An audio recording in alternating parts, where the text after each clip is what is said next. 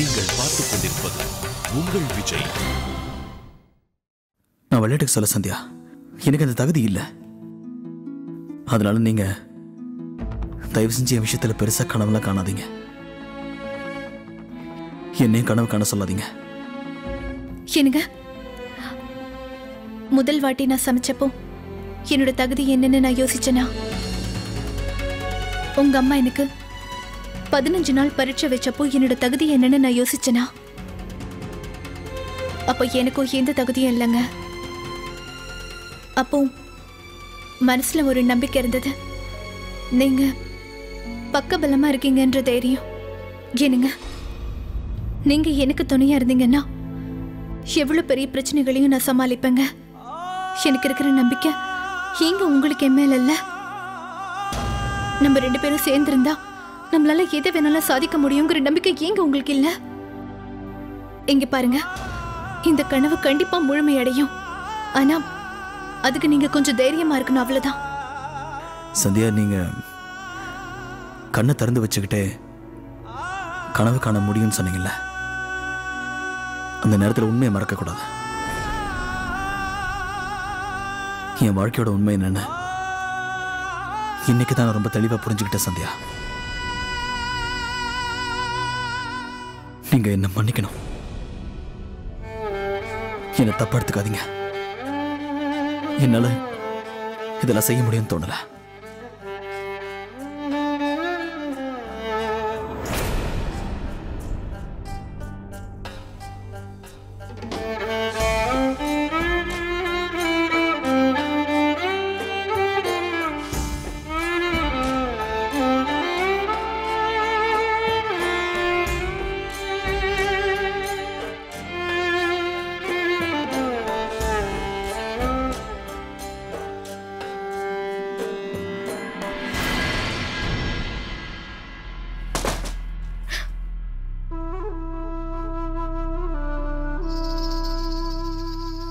எனக்கு என்ன தோணுதுன்னா, அத்தைய கூட்டிட்டு போய் இது வரைக்கும் நான் திருட்டுத்தனமா பார்த்த எல்லா படத்தையும் போட்டு காட்டணும்னு தோணுது. அந்த அந்த படம்லாம் எவ்வளவு நல்லா இருக்கும். குழந்தை பிறக்க போதுன்னு சொன்னாலே மருமகங்களை அவ்வளவு நல்லா பார்த்துப்பாங்க. தண்ணி கிளாஸ கூட எடுத்து வைக்க சொல்ல மாட்டாங்க. ஆனா இங்க என் மாமியாரால மட்டும் முடிஞ்சதுன்னா மொத்த ஊர்லயும் இருக்கிற எல்லார் வீட்டுக்கும் தண்ணியை எடுத்துட்டு வந்து கொடுக்க சொல்லுவாங்க. இவங்க இருக்காங்களே, மீனாட்சி, மீனாட்சி, துணிய நல்லா துவைச்சனாதான் பிரசவம் நல்லா நடக்குமா, மாவை நல்லா ஆட்டுனாதான் வயித்துல குழந்தை நல்லா ஆடும், அப்பதான் இப்படி இருக்கும் அப்படி இருக்கும்ன்றாங்க. எனக்கு இது வேண்டாம். நான் கர்ப்பமானதுல இருந்து என் வாழ்க்கையே மாறிடுச்சு. எனக்கு இந்த குழந்தைய பெத்தெடுக்கவே இஷ்டம் இல்ல. எனக்கு நாள் முழுசும் நல்ல ஓய்வு எடுக்கணும், அவ்வளவுதான். இந்த மெத்த மேல நல்லா படுத்து தூங்கணும். ஆனா நான் என்ன பண்றதுன்னு எனக்கு தெரியல. என்ன பண்றது, எப்படி இதுல இருந்து தப்பிக்கிறது?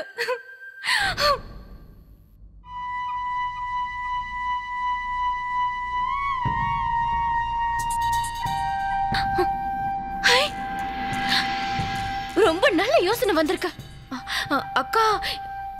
அக்கா ஏதோ ஒரு டாக்டர் பேர் சொன்னாங்கல்ல, டாக்டர் அஞ்சலி. பாக்குறேன், அத்தை என்ன மெத்தைய விட்டு கீழே இறங்குன்னே சொல்ல மாட்டாங்க.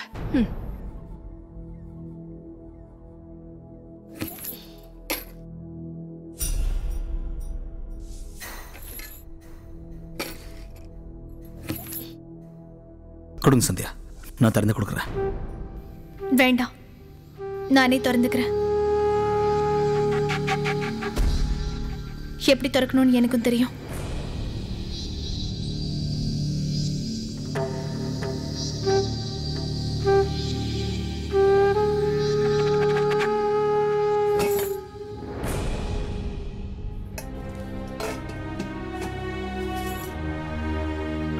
அத்தை இங்க பாருங்க.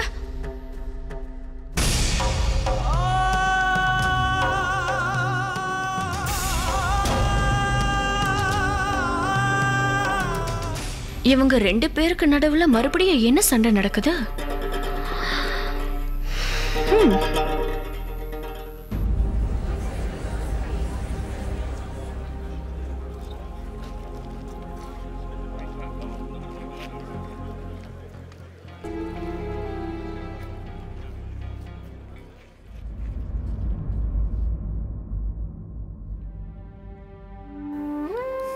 நீங்க தயவு செஞ்சு என்னை மன்னிச்சிருங்க சந்தியா.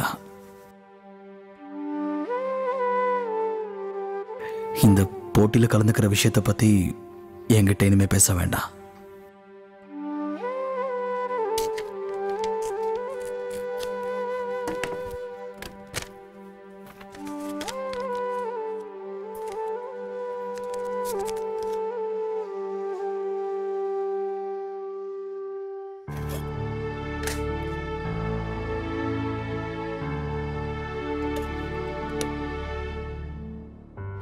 சோட்டு, சொல்லுங்க சூரியண்ணா. கொஞ்சம் இங்க வா. சோட்டு, இந்த இதை வீட்டில் கொடுத்துரு. இங்க பாரு, இதை எடுத்துக்கிட்டு நேரா போய் அன்னிக்கிட்ட கொடுக்குறேன். அன்னைக்காக யாருக்க தெரியாம குலாப் ஜாமுன் கொடுத்து அனுப்புறீங்களா? சோட்டு, நான் சொன்ன வேலையை மட்டும் ஒழுங்கா செய். சீக்கிரம். சரி சூரியண்ணா.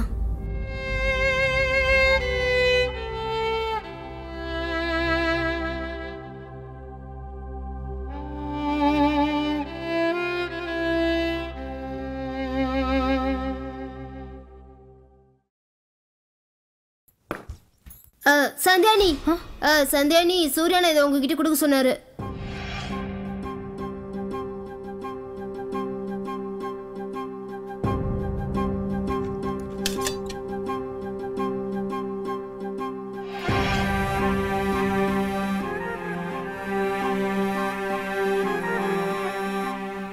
சந்தியானி, சூர்யானா ரொம்ப கவலையா இருக்காரு.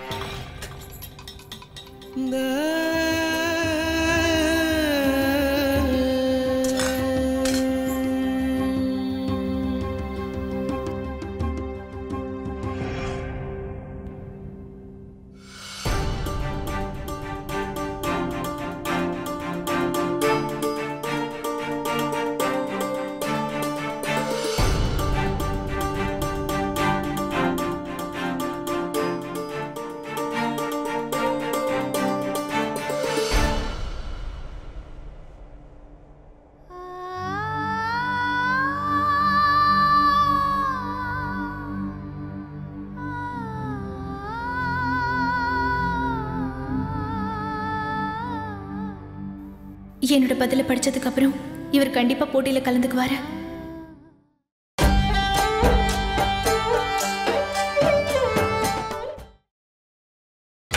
நீங்கள் பார்த்துக் கொண்டிருப்பது உங்கள் விஜய்.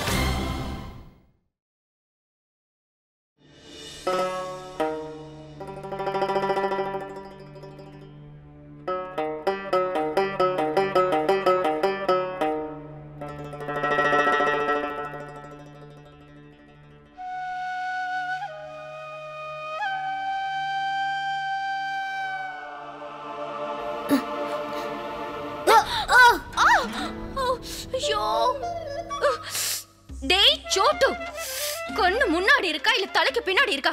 உன்னால பார்த்து வர முடியாதா? ஓ வலிக்குதே. அட அண்ணி, நீங்க தானே என்ன சத்தம்?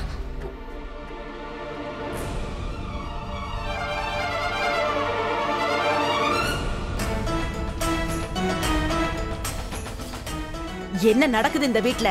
மீனாட்சி, வீட்ல இருக்கிற பாத்திரத்தை எல்லாம் உடைக்கணும்ன்ற முடிவிலே இருக்கியா என்ன? பாத்திரத்தை நான் உன்னை கீழே போடல. இந்த சோட்டு இருக்கான்ல, அவன் தான் கீழே போட்டான்.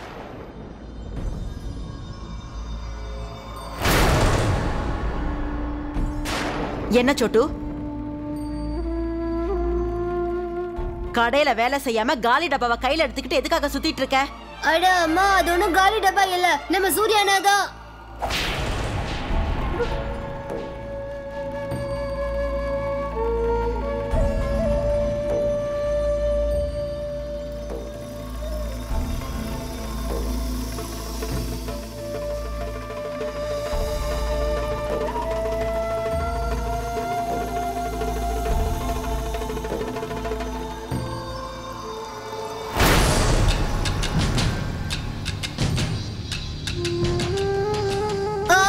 அது ஒண்ணும் உங்களுக்காக எழுதினது இல்ல, இது நம்ம சந்தியானி.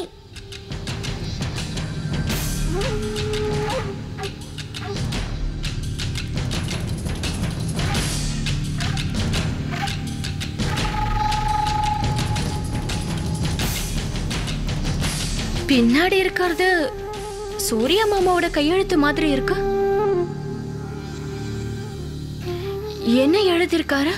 என்ன என்ன என்ன மன்னிச்சிருங்க சந்தியா, அந்த போட்டியில கலந்துக்கிறத பத்தி நாம இனிமே பேசவே வேண்டாம் சந்தியா.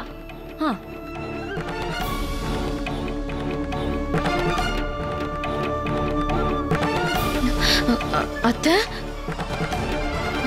இப்ப கூட என்னால நம்பவே முடியல. சூர்யா மாமா அக்கா கிட்ட போய் மன்னிப்பு கேக்குறாரே. அத்தை, இந்த கடிதத்துல முன்பக்கம் கூட ஏதோ எழுதி இருக்கு. எனக்கு அனுமதி கொடுத்தீங்கன்னா நான் படிக்கிறேன்.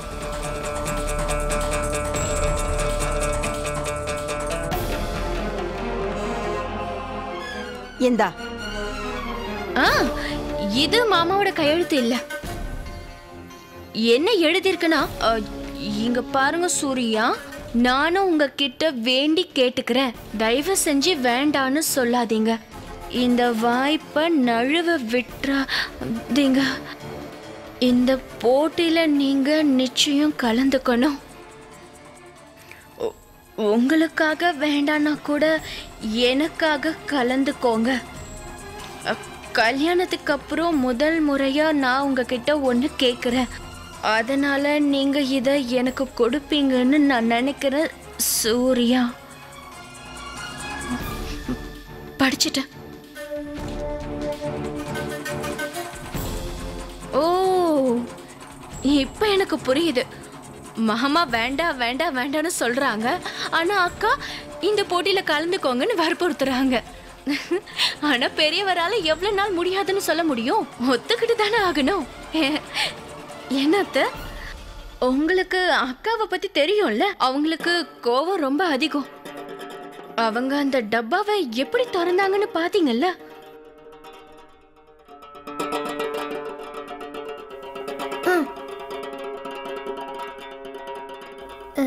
அண்ணி, நீங்க படத்துல வர லேடிஸ் மாதிரியே இருக்கீங்க. உண்மையை சொல்லு, ஹீரோயின் மாதிரி இருக்கேன்ல? இல்ல, எப்பவுமே சண்டை முட்டுறதுக்கு சில பேர் இருப்பாங்களா, அவங்கள மாதிரியே இருக்கீங்க. டேய், ஒன்னு குறுக்க வா. காதல் கடிதமா? ஏதோ ஒண்ணு, எல்லாரும் எப்படியாவது போகட்டும். என்ன சந்தியா இதெல்லாம்?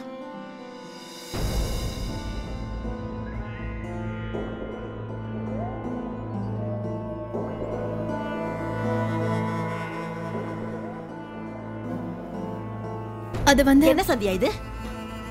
என் புள்ள சூர்யா தான் எதுவுமே வேண்டான்னு சொல்லிட்டால, அப்புறம் ஏன் வற்புறுத்துற? அவனே வேண்டான்னு சொன்னதுக்கு அப்புறமும் ஏன் சும்மா சும்மா அவனை வற்புறுத்திட்டே இருக்க? ஜெயிக்கணும்ன்ற ஆசை உனக்கு இருக்கலாம், வெளிநாட்டுக்கு போகணும்னு உனக்கு ஆசை இருக்கலாம். ஆனா என் புள்ள சூர்யா ஒன்ன மாதிரி கிடையாது சந்தியா. அவன் எல்லாரை விடவும் வித்தியாசமானவன். அவனை பத்தி முதல்ல தெரிஞ்சுக்க. இந்த போட்டி, இந்த வெற்றி தோல்வி, இப்படி எல்லாரையுமே தோக்கடிக்கணும்ன்ற நினைப்பு, இதெல்லாம் அவனுக்கு எதுவுமே கிடையாது. இருக்கிறத வச்சு சந்தோஷமா வாழணும்னு நினைப்பான். அவனுக்கு இந்த நிலாவுக்கு போகிற ஆசையெல்லாம் எதுவுமே இல்லை. அவனுக்கு இந்த பேரும் புகழும் வேண்டாம். உன்னை நான் கையெடுத்து கும்பிட்டு கேட்டுக்கிறேன், தயவு செஞ்சு என் புள்ள சூர்யாவை தொந்தரவு பண்ணாத. இப்படி எல்லாம் செஞ்சு அவனால கடையில அவன் வேலையை பார்க்க முடியாது. எனக்கு நல்லா தெரியும், அவனுக்கு உன் மேல நிறைய பாசம் இருக்குன்னு எனக்கு தெரியும்.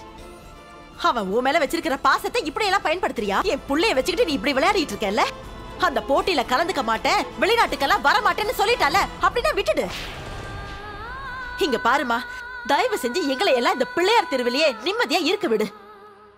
அந்த ஊருக்கு போய் அவன் பேரு புகழும் சம்பாதிக்கிறத விட இங்கே இருந்து 2 வேளை சாப்பிடுறது எவ்வளவோ மேல். தயவு செஞ்சு அவனை நிம்மதியா இருக்க விடு. எதுவுமே வேண்டாம். ஒரு நிமிஷம் அத்தை. அத்தை, உங்ககிட்ட நான் ஒரே ஒரு கேள்வி மட்டும்தான் கேட்க போறேன். உங்களோட பிள்ளைக்கு இந்த போட்டியில கலந்துக்கிட்டு ஜெயிக்கக்கூடிய தகுதி இல்லைன்னு நீங்க நினைக்கிறீங்களா?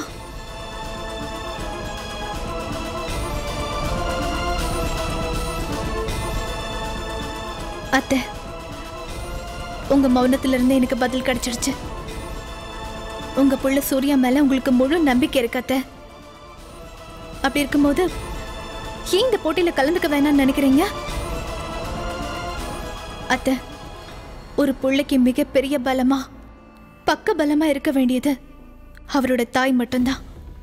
அம்மா ஒரு வார்த்தை சொன்னா போதும், நிலாவை தொடுறது மட்டும் இல்ல, உங்க புள்ள நிலாவை எடுத்துட்டு வரது கூட முயற்சி பண்ணுவாரு. அத்தை, எனக்கு நல்லா தெரியும், நீங்க அவருக்கு பக்க பலமா இருந்தீங்கன்னா கண்டிப்பா அவர் இதுல கலந்துக்குவாரு. தயவு பண்ணி ஒத்துக்கங்க அத்தை, இதுக்கு சம்மதம்னு சொல்லுங்க. யாருக்காகவும் வேண்டாம் அத்தை, உங்க புள்ள சூர்யாக்காக இதை ஒத்துக்கங்க. அத்தை, நீங்களே கொஞ்சம் யோசிச்சு பாருங்க. நாளைக்கு 4 பேரு அங்க பாருங்க, சூர்யா அங்க போறாரு பாருங்க. அவரு ஒரு பெரிய போட்டியில ஜெயிச்சிருக்காரு, பெரிய பேரும் புகழும் சம்பாதிச்சிருக்காரு. இந்த புள்ளையார் தெருவுக்கு ஒரு பெரிய பேரு சம்பாதிச்சு கொடுத்திருக்காருன்னு எல்லாரும் பேசுவாங்க அத்தை. இதெல்லாம் உங்களுக்கு கேட்கணும்னு தோணலையா?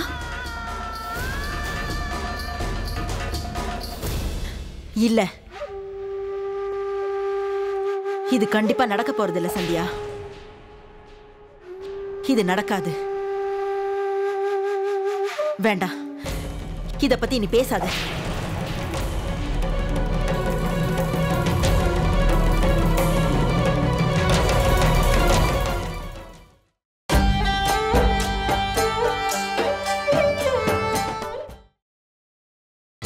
நீங்கள் பார்த்துக் கொண்டிருப்பது உங்கள் விஜய். பயங்கர விபத்தில் பலர் மரணம். கிராமத்து விவசாயிகள் மழைக்காக காத்திருக்கிறார்கள். மாமா, சொல்லுமா. மாமா, எனக்கு உங்களோட உதவி தேவைப்படுது. உதவியா? நான் என்ன உதவி பண்ணணுமா? மாமா, உங்களுக்கு ஞாபகம் இருக்கா, ஒரு தடவை அத்தை அவர் மேல கோவமா இருந்தப்ப நீங்களும் நானும் சேர்ந்து அத்தைய லட்டு செய்ய வச்சோம்ல? அப்புறம் அம்மாவும் பிள்ளையும் ஒன்று சேர்ந்துட்டாங்களே. மாமா, அதே மாதிரி நம்ம மறுபடியும் எனக்கு ஏதாவது செஞ்சாகணும். அப்பதான் அத்தை அவர் இந்த போட்டியில கலந்துக்கிறத பத்தி ஏதாவது யோசிப்பாங்க. அவரை ஒத்துக்க வைக்கணும்னா அது கண்டிப்பா அத்தையால மட்டும்தான் முடியும். ஆனா அத்தை, மாமா, எனக்கு என்ன தோணுதுன்னா, அத்தை மனசுல அவரை போட்டிக்கு அனுப்புறதுக்கான ஆசை இருக்கு, ஆனா அவங்க அதுக்கு தயாரா இல்ல. ஏதோ ஒரு காரணத்தினால அவங்க தயங்குறாங்க. ஆனா இங்க பாருங்க மாமா, எப்படியாவது நம்ம அத்தையை சம்மதிக்க வச்சோம்னா அப்புறம் அவங்களே அவர்கிட்ட போய் இந்த போட்டியில கலந்துக்க சொல்லுவாங்க. அம்மா சந்தியா, உன்னோட மாமியாரை சம்மதிக்க வைக்கிறதுனா அது சிங்கத்தோட முடிய பிடிச்சி இழுத்துக்கிட்டு வர்றதுக்கு சமானம்.